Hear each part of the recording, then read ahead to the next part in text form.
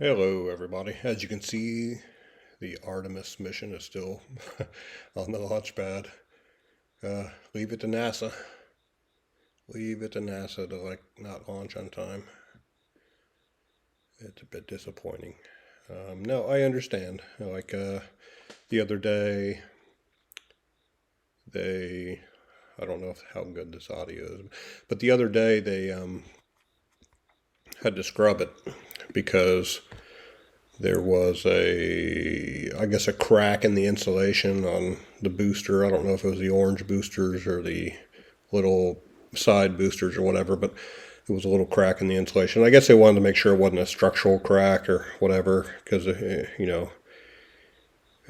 you remember, I guess not the Challenger, but I guess it was the Discovery crash. Let's look that up. Shuttle crashes. So you had the Columbia back in, I guess that was oh, okay, Challenger was the first one. That was back in 1986 when I was a kid. And then you had Columbia. So that was in, I believe it was 2003. Yes, early 2003. And that one was due to, I guess, some of the insulation or something falling off. Yeah, it was let's see, similar foam shedding had occurred during previous space shuttle launches, causing damage that ranged from minor to nearly catastrophic. But some engineers suspected that the damage to Columbia was more serious. So they knew that there was some damage. They didn't really do a whole lot about it. But when it came back in, when it was coming back in or whatever, it was catastrophic. So, and it crashed. It broke up in the atmosphere and crashed, as you can see in this picture here. Let me, just for out of curiosity, let me go ahead and play that. I mean, YouTube, Columbia disaster. But we're going to suspend our normal format right now because we've got some breaking news. A few minutes ago, it was about 8 o'clock because we had just started at the top of this hour. The Space Shuttle Columbia was going over North Texas. You're looking at a live picture now of Mission Control. And this was the shuttle going over North Texas. At the time, it looked like... I actually remember this one. I was already grown and out of the house, but I think I was visiting Ohio because I live in Kentucky now, but I remember visiting Ohio, and I think I was staying up at my mom's house. I'm trying to think. 2000, yeah, it was 2003. So I was living in Northern Virginia at the time, and I think me and my ex-wife, we had traveled back to Ohio for some reason early in that year, and I remember at the apartment my parents were living in, I was sleeping on the couch or resting on the couch early in the morning, and TVs came on as people woke up and everything, and I remember seeing this footage live, and it was just crazy, just seeing it. So I'll keep playing. A normal reentry because the shuttle would normally light up in reentry because of the heat of the friction of the Earth's atmosphere. But then we began to see this. If you'll notice here, it looks like you can see pieces of the shuttle coming off. Pieces of the shuttle coming off, and NASA, we can confirm that the shuttle is behind schedule. It was to land in Florida. There you see what appears to be multiple pieces of the shuttle. We cannot confirm whether this is an indication that the shuttle broke up upon re-entry or not. Well, we can confirm right now They can confirm if it's breaking up when they see it breaking up on the screen. Really?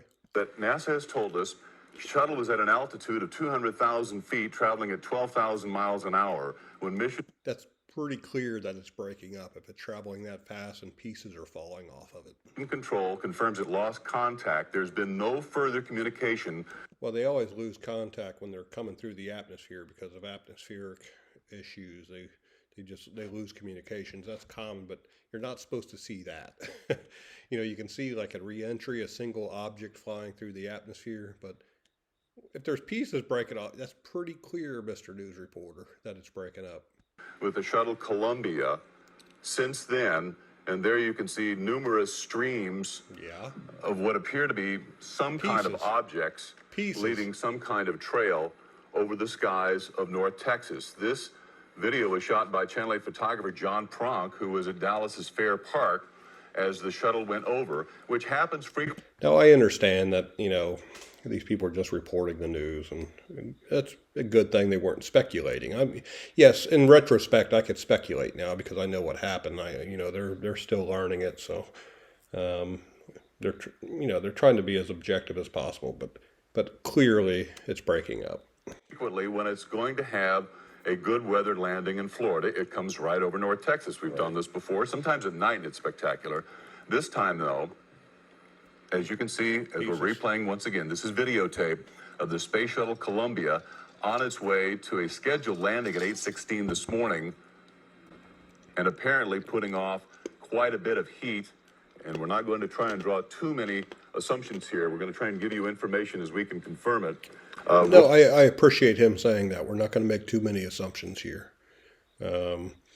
Because I guess in reality, for an uneducated or somebody who doesn't understand, spatial dynamics and what parts of the shuttle and everything, I mean, technically, yes, some pieces could have been breaking off, like heat panels, heat shields and stuff, and and the shuttle still somewhat could have been intact, and they could have made it low enough into the atmosphere to use some kind of like recovery thing or parachute out or whatever.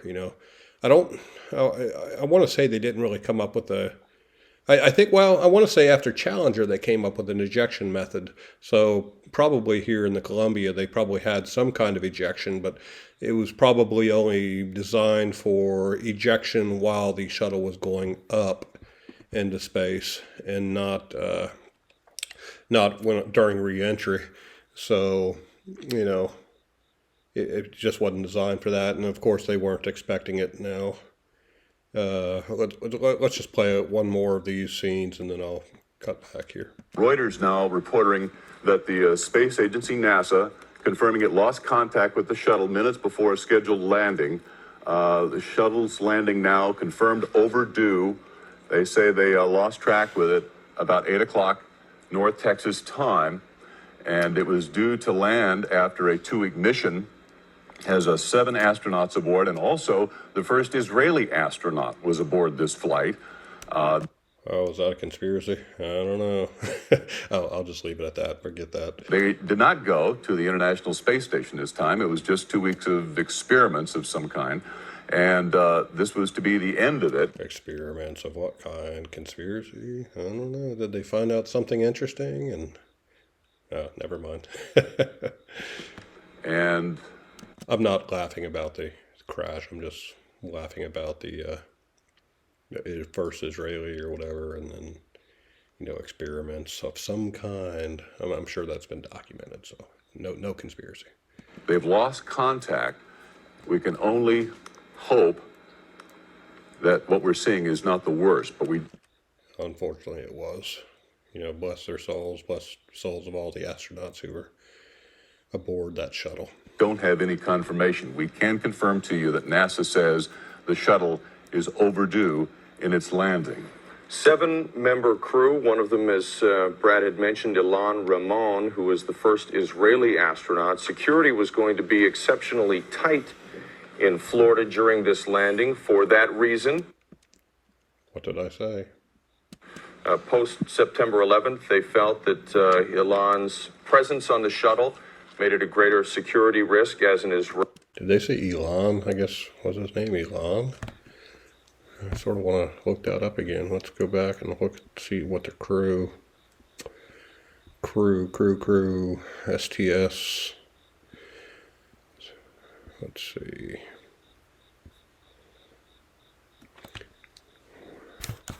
Israeli. Okay, it's spelled different. I-L-A-N. Ilan Ramon, Israeli fighter pilot, and later the first Israeli astronaut. So that's sort of sad, I guess. Ramon was a space shuttle payload specialist of STS-107, the fatal mission of the Columbia, which He and 6 other crew members were killed when the spacecraft disintegrated during re-entry. 48 years old. He was the oldest. Whatever. Okay. And that was the whole crew. Yeah, quite sad. Good people, I'm sure. Just like the Challenger in '86. So let's go back. Israeli, and they were expecting much tighter security at the landing zone. This is a live shot now. We're going to listen into NASA right now to see if we can find out more. Flight Director Leroy Kane has declared a contingency. Flight controllers are securing all information and data and notes. No tracking reported again of Columbia since about 8 a.m. Central Time as it was descending toward Florida, toward the Kennedy Space Center above Central Texas. And what you're seeing is what's called NASA Select. It's a continuous satellite feed from NASA. This is Mission Control, and they're trying to assess what happened. And basically, they got a big dent from the foam that broke off during launch. Let's see, Discovery. I don't know why I get them confused with Challenger. Discovery crash. For Discovery, let me do Discovery shuttle dent from foam here on. I'm not on Google. I'm on DuckDuckGo. Let's see if we can find a picture. Yeah, so I guess during that video, a piece of the foam broke off and it dented one of the wings and knocked off the ceramic plating on the wings, the wing of the that it hit of the shuttle. So yeah, foam debris, as you can see in this picture. But it broke it off, and then as it was re-entering, you know, it had a big enough piece, a big enough dent, a big enough piece that broke off that caused it to, you know, the when it re-enters, you know, it's hot. So with that big of a piece missing from the wing, you know, it was critical. It was a critical piece of damage, a fatal piece of damage. On the shuttle, and I know I want to say it was in one of the next shuttles that I was actually present for. And here's a video of me and my ex-wife and my oldest daughter watching the launch from Kennedy Space Center, the STS-125. This is the one that had the backup shuttle ready to go in case anything happened to it. 4, 3, 2, 1.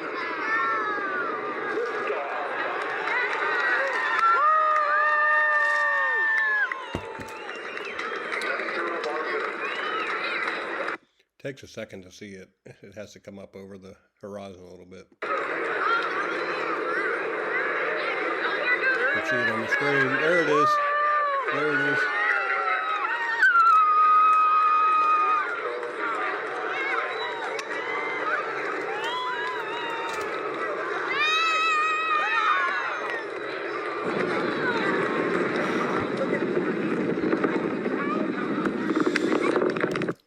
Yep, so that was back in 2009, I guess.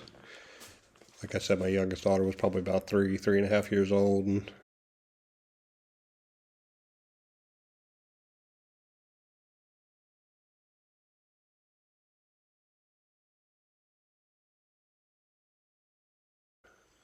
yeah, it was exciting. That was the first launch she ever saw. And like I mentioned in the video here, she's seen numerous other SpaceX Starlink launches and different launches from Florida when she's been down there with her mom. So, but yeah, so that was her first, you know, at Kennedy. And I remember the Halloween after that, we bought both of the kids little space suit, or the NASA suits, you know, the flight suits for both of them, and that's what they were for Halloween that year.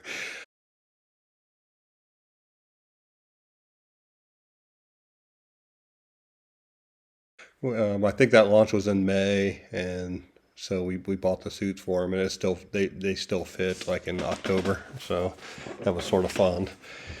They were astronauts that year for Halloween.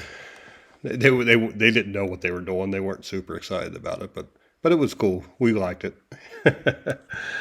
So yeah, I watched the STS-125, which I want to say was one of the first shuttles that went back up after. Well, it probably wasn't one of the first, but it was.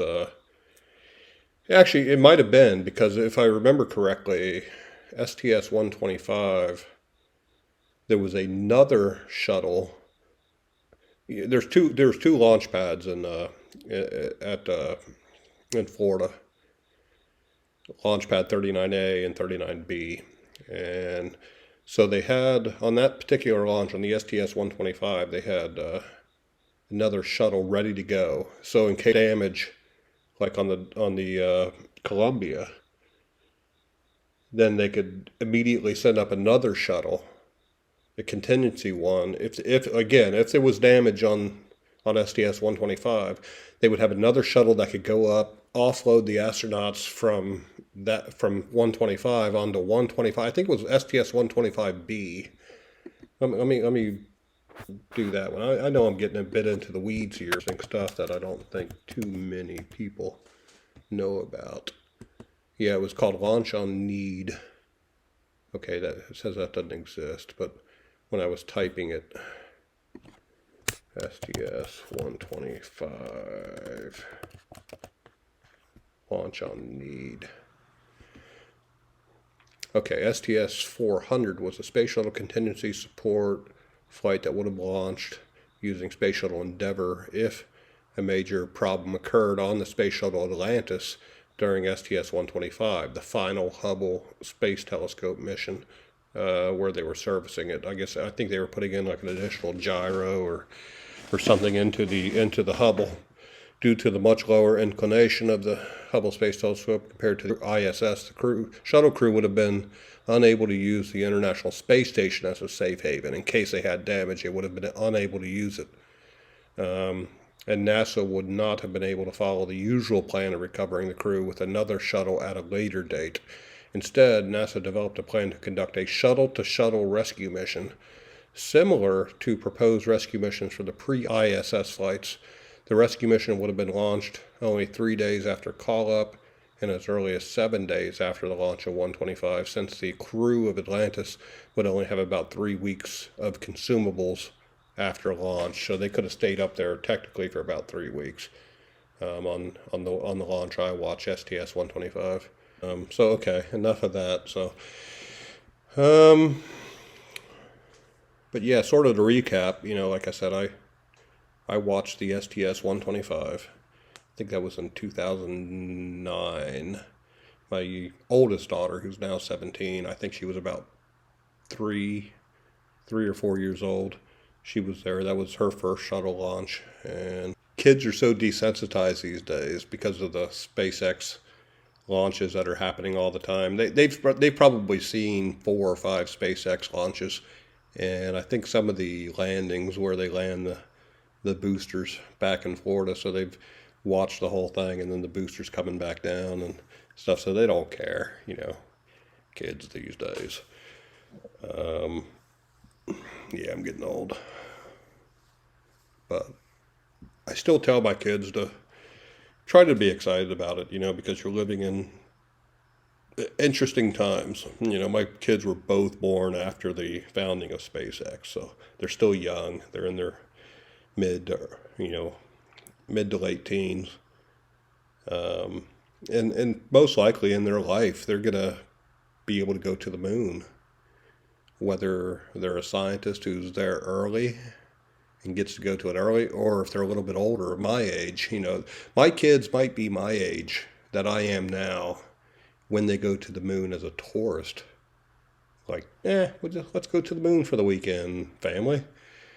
So it's exciting times, and I just wish that more people in the world were excited, because there's so much going on right now with Russia and the Ukraine, and food shortages and gas prices and inflation and all this stuff, that I just wish the whole world could get more excited about, space travel and what we're currently doing, and sort of come together, and realize that it's this is our future. And I watched a video the other day about the Apollo missions, and somewhere in the neighborhood of like 3,000 patents came from the Apollo missions. Everything from chips and computer stuff and integrated circuits and resistors and even Velcro. Velcro came from the astronauts. Like when Neil Armstrong was landing, the Eagle was landed, when he was landing the lunar module or whatever, they were strapped on, he was strapped to the, he had to stand up, they were standing up in the lunar module when he was landing, but they needed a way so they wouldn't trip or fall or, or whatever. So they created Velcro, one strong side and then the fuzzy side, they stick together. And so that's how Neil Armstrong was standing up and piloting the lunar module, the Eagle, into the first lunar landing on the moon in 1969.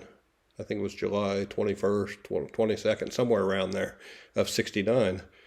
So many things came from the lunar landings, and these missions are continuing today on the ISS. The shuttle missions that happened after the Apollos, all these technologies were constantly being developed, and whether we knew it or not, we were reaping the benefits of those experiments that were done in space. Even if it was only in low Earth orbit, we were reaping benefits from that. So, and then there's only more to come as, Elon creates new rockets and there's new energy sources, whether, it's hydrogen or helium-3, from the moon once we get a moon base, or, converting lunar water into hydrogen and oxygen, or even just drinking water, H2O. Those machines what we learn from that will come back to Earth, and we'll be able to more efficiently, convert stuff and have different energy sources, And then helium-3, just like on Earth, we're talking about doing kinetic rockets, where you spin a rocket around real quick. Let me find that here. Okay, so they get a little bit more into the science here. So Spin Launch was born as a dramatically lower cost way to launch a payload in orbit. I'm going to let that play, and I'm going to go get some more ice. Spin Launch is a rotational accelerator encased in a vacuum chamber that accelerates the launch vehicle up to thousands of miles an hour. The launch vehicle exits the chamber and it travels up into the upper atmosphere, at which point a rocket kicks on and it circularizes into orbit. So the real advantage of Spin Launch is that most of the energy needed doesn't have to be carried with you. We create an alternative to rocket launch, dramatically lowering the price of access to space. What Spin Launch is doing, it changes the whole paradigm.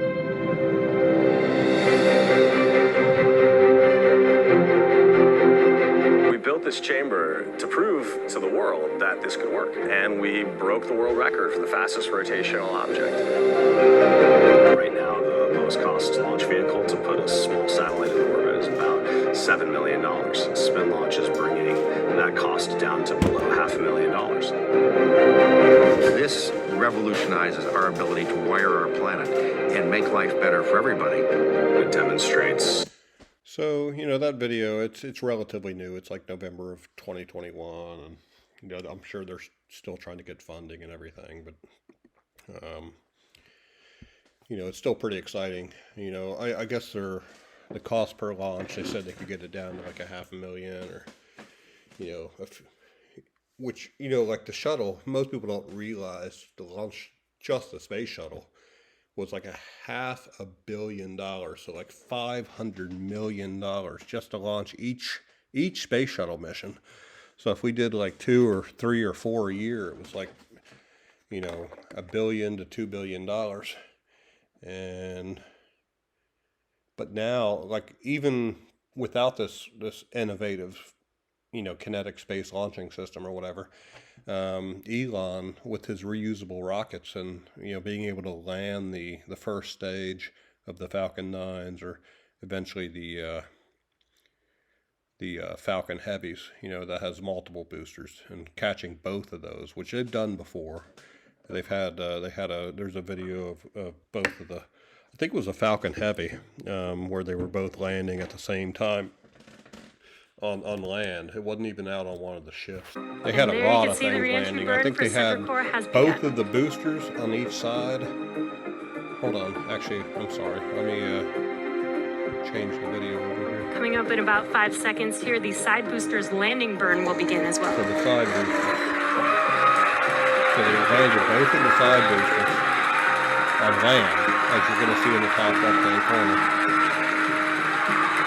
There they come. Both of them at the same time.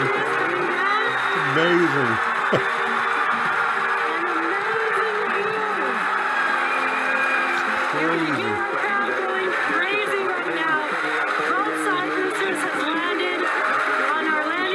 Listen to the crowd. Zone 1 and Zone 2. And the SpaceX Mission Control. Totally awesome. And then there's still another one left to land. Now we're the main for booster. The engine to shut down on the second stage. And for the center core to land. The center core. Well, okay, the we'll first. Have successfully recovered all three boosters. All three boosters. Which we have never done before. Now coming up here in about 15 seconds will be the center core landing burn beginning. There we go. That had to be an exciting broadcast. So again, as we mentioned earlier, this is going to be a challenging landing. And we are landing on our drone ship, Of Course I Still Love You. We have landed the center core for the first time on our drone ship, Of Course I Still Love You. For the first time, we've landed all three boosters for Falcon Heavy. What an amazing day. Yep. So now we are going to take there a it is. quick Okay, break. there we go. You can hear our crowd going wild. Yeah, it's exciting. Exciting stuff, people. Okay, well, so the countdown right now is at 61 hours, 3 minutes, and 10 seconds. So I guess, not quite 3 days. I guess it's about 2.5 days. They're going to launch it again. So again, good thing they're checking. Because I would hate for there to be a disaster and then they postpone the SLS for a couple years to try to figure out, what happened.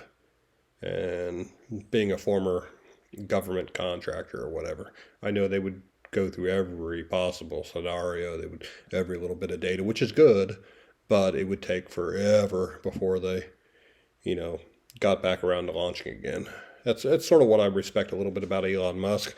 They get their data when they have a failure of some kind. They get their data and they quickly digest it, and then they quickly fix whatever the obvious problem is, and then launch again.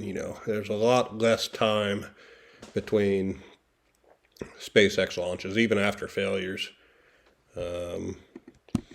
Elon talking about SpaceX failure, rocket failures. Yeah, never give up.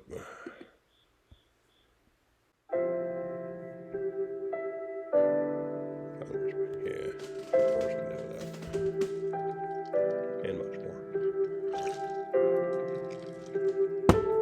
Neil Armstrong, Gene Cernan have both testified against commercial spaceflight and the way that you're developing it. I was very sad to see that because those guys are, those guys are heroes of mine, so it's really tough. I wish they would come and visit and see the hardware that we're doing here.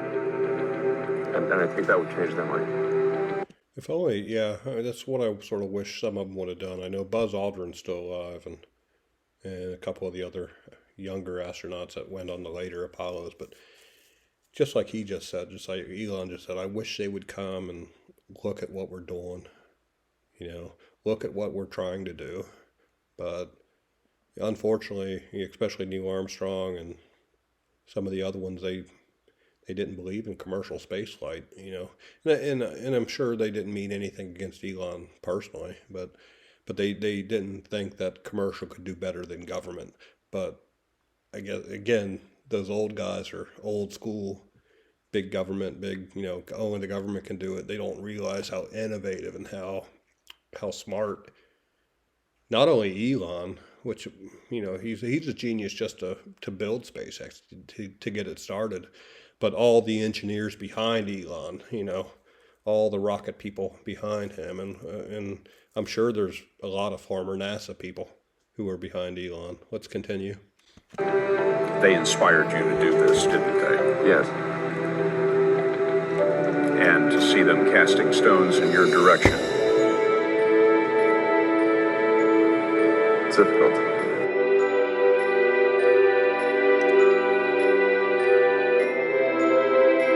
You put $90 billion, like 50 years worth of race into solar and wind, to Solyndra and Fisker and Tesla and Enter1. I mean, I had a friend who said you don't just pick the winners and losers, you pick the losers.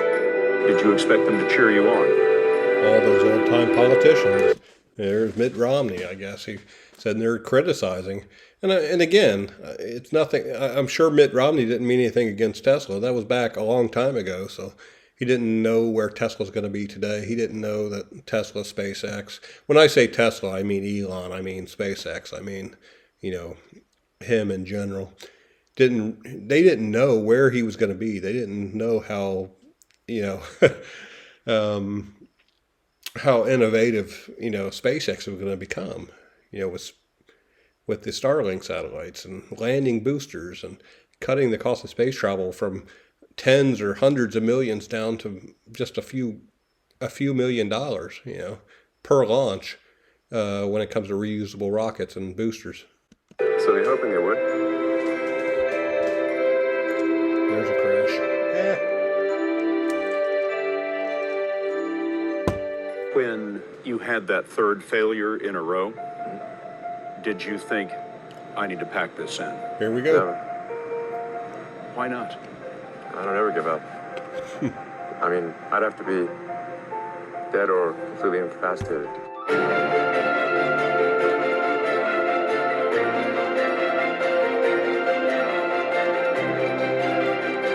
Cars, rockets, boring machines, under the ground, Hyperloop, the fastest car on the planet. It's coming.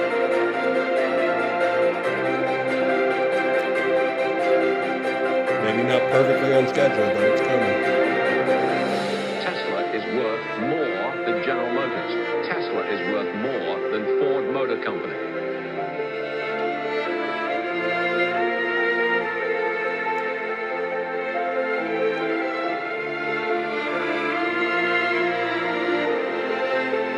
In the history of spaceflight, only 4 entities have launched a space capsule into orbit and successfully brought it back to the Earth. The United States, Russia, China, and Elon Musk.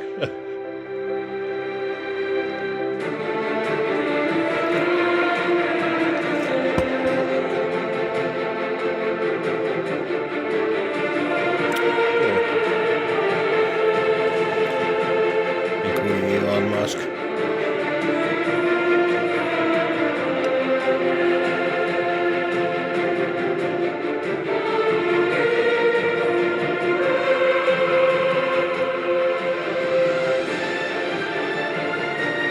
Sorry if my audio is loud or too loud.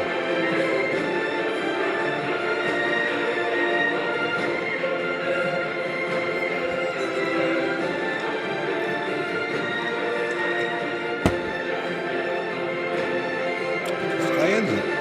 There, look at that. Amazing.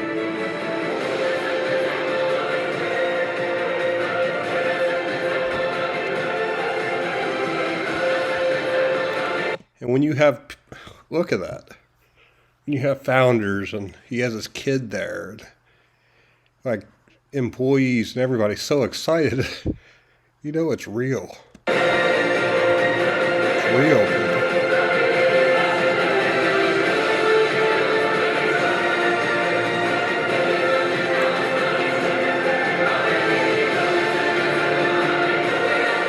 a car into space.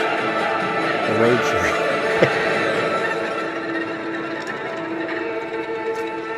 So yes, I think it's possible for ordinary people to choose to be extraordinary. So you gotta love Elon, you know. Amazing stuff. It's inspirational. I mean, you know, just generally, you know, before Elon, you know, a lot of people like looked at like Tesla and Edison and Franklin and George Washington and all the. Elon's like the hero of the. Not just the current, but even like people who are more close to my age, you know, who, you know, I'm only like a year or two off of Elon. We're only like 2 years apart, but you know, he did something. We could have all done something, you know, but he chose the path that he did, and look at where he is now. Just launching like a whole new internet satellite constellation into space. You know, so many Starlink satellites. I know in my previous video I did let's see, how many Starlink satellites are up there. So one day ago, somebody updated Wikipedia. So they got 500,000 subscribers as of June 2022. 40 countries. Starlink consists of over 3,000 mass-produced small satellites in low Earth orbit, which now communicate with designated ground transceivers. And even that's going to change. There's like 2 levels. Most of the satellites up there now are Generation 1 Starlinks. And then this past mission that I just posted the other day, those are Generation 2.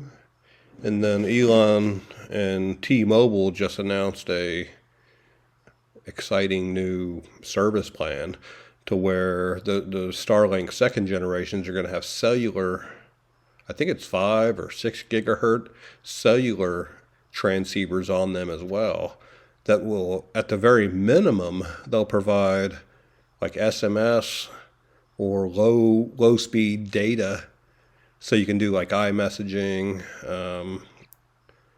or just general text messaging if you're on Android, through satellite. Even if you're in the middle of nowhere, you could be like on a ship out in the middle of the ocean. You can be up in the Canadian outback, the Australian not yet, because Starlink's still mostly a northern hemisphere thing, but you can be in the middle of nowhere and still text, iMessage, and then their ultimate goal, I guess, with the T-Mobile deal is to sort of have it'll be low fidelity voice. It won't be like high quality voice cellular service, but it'll probably be like it's sort of like the old analog, but it'll be digital, but it'll be like sort of analog quality. So that's the goal, and that's exciting too, you know. Let's see if I can find something on that. I don't feel like post editing this video, so I'm going to find as much as I can live here. So T-Mobile, SpaceX, or Starlink. Let me do that. Starlink. Yeah, so T-Mobile takes coverage above and beyond with SpaceX. Companies share their vision to provide truly universal coverage, pairing SpaceX's breakthrough satellite constellation with T-Mobile's industry-leading network. I don't agree with that part of it, because they still suck where I am. New service aims to connect a vast majority of smartphones already on T-Mobile's network to Starlink satellites. Once they do that and it's working, then I'll probably switch back to T-Mobile, because I'm in a pretty rural area, and I plan on eventually, as time goes on, getting more and more rural. Companies issue invitation. Okay, so that's just a very general. There's a live event, I guess. Yeah, so here's the T-Mobile thing.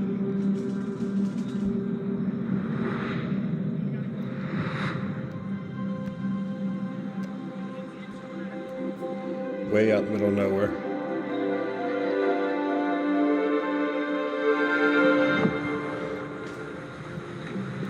People always ask me, am I afraid? Do I get scared when I'm sailing? And the answer is yes. When things go wrong at sea, they go wrong really fast. There's nothing more terrifying than not being able to communicate. I like to go as far away as I can. I'm able to go hundreds of miles in a day and a weekend. I feel guilty because I don't want to cause anxiety for anybody. If I go out where there's no reception, I may as well be on the moon. The Everglades are 3.8 million acres, and there's a lot of the area we run in that I don't have signal. It puts everybody in a high-stress situation, not knowing what's going on and being able to communicate. And satellite phones are just too expensive. When I'm out in nature with my kids, I worry a lot, like a mama bear would. When you're out far enough from being able to get help quickly, it crosses your mind a little more. Raising bison is a very dangerous job. If John's injured out there, my biggest concern is how to get a hold of somebody, because we don't have cell reception. Communications can be a matter of life or death. When those communications break down, there's a bit of anxiety. If you don't hear from me by 3 o'clock, then you need to start the process of looking for me.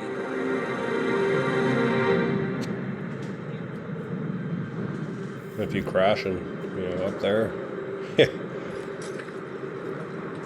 normally you'd be effed until now.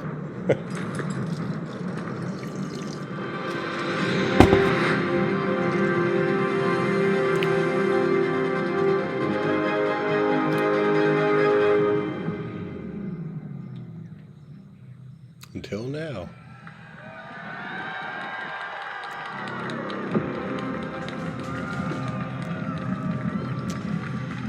Please welcome T-Mobile CEO, Mike Sievers. Yeah, so that gives you an idea. I mean, people talking about use cases of,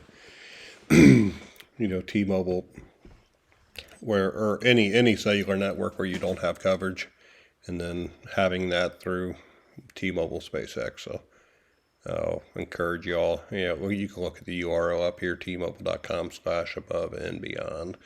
Go watch that, and it's pretty amazing stuff. So, man, I'm going on much longer than I thought I would tonight.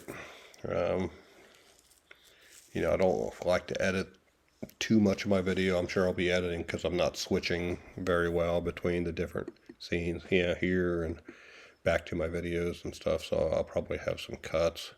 But the world is changing, and like I've said so many times, I think if people just stopped and realized and embraced some of the technologies that are coming down the line here, you would be a little less pessimistic and a little more optimistic about the future. Whether you're Democrat or Republican, independent, or if you live in another country and you don't care about American politics, but just world politics in general, everybody needs to get a little bit more excited about the future of technology and where it's going to take us over the next 5, 10, 15, 20 years, and embrace that. Instill that into your children, especially if they're younger like mine are, and they're early to late teens. Embrace it. Let them know that despite COVID and the lockdowns and everything that's happened over the past few years, let them know that things aren't hopeless. There's still a really bright future ahead if you embrace what's going on, So I'm going to sort of leave it at that. Jump out of here, do some editing, and see if this video gets any traction. I'm probably up to about 50 minutes now. So, after I cut it, it'll probably go back down to about 40 or low 40s. So, thank you for watching if you've made it this far. I don't like to say it, but like, subscribe, share, hit the notification bell, and all that silly stuff. So, everybody have a good night. It's 1:32 a.m. Eastern Standard Time here in the Eastern time zone of the United States. So have a good night and peace out.